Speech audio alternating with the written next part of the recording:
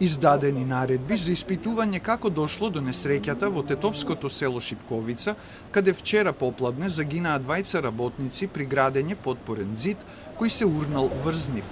Ова го велат од јавното обвинителство кое вчера изврши увид на лице место заедно со екипа од СВР Тетово и од Државниот инспекторат за труд, а лекари од итната медицинска помош констатираа смрт кај работниците.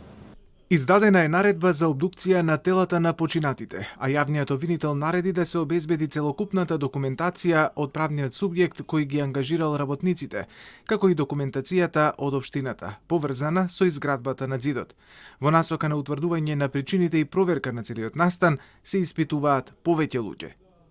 Според првичниот увид од Државниот инспекторат за труд, до несреќата дошло како резултат на откорнување на дел од зид од помошен објект, при што двајцата работници се здобиле со тешки телесни повреди, од кои починале.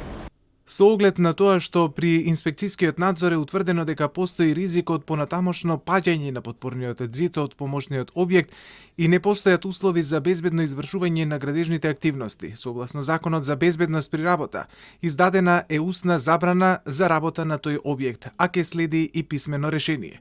По утврдување на целата фактичка состојба, ДТИ ќе излезе со дополнителни информации.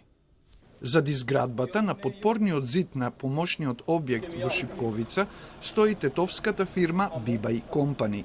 Телма се обиде да стапи во контакт со нив, но на телефонскиот број никој не одговараше.